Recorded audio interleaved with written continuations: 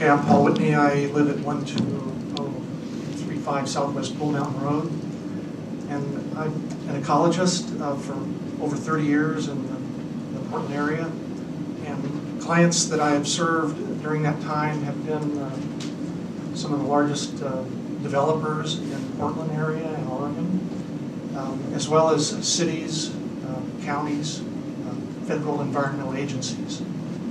I've been 9 years a board member for the Tualatin Riverkeepers, and I continue to help them out with various technical tasks.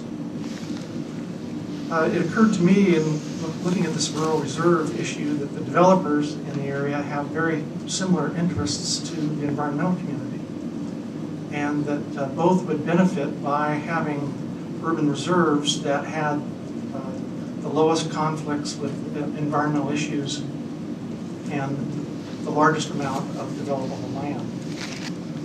And failure to do this could end up with a set of urban reserves that would be burdened by cost and delays for developers to address Clean Water Act and Endangered Species Act issues, the Bald and Golden Eagle Protection Act. And so a much better thing to do would be to address these issues up front rather than waiting after the fact, as the current language for protecting the environmental issues reads in the urban reserve language, that Title III is going to protect all, Title 13 is going to protect all of these. The Title 13 is providing protection sort of after the fact, and you could end up with a large group of urban reserves that have a lot of environmental issues that is going to be very costly to address. And the Title 13 doesn't protect a lot of the resources, such as upland wildlife habitat that's identified in the Nature Neighborhood database for Metro. And the idea that some of these resources that are not that are supposedly going to be protected when these areas come into the urban reserve by Title 13 means that there's going to have to be comp plan amendments or alternative processes. And Mr. Bragdon knows that alternative processes are unpredictable and aren't the assurance that these resources are going to be protected. And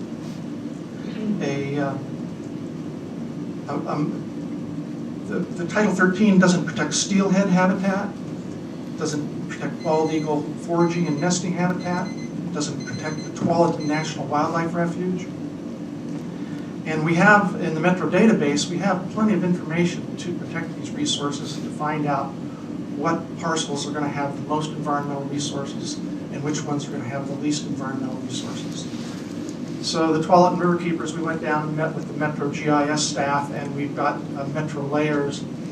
And as an example of the type of analysis that we'd be looking for, we overlaid layers for floodplain, for the Tualatin National Wildlife Refuge, for the Natures of the Neighborhood, and steep slopes.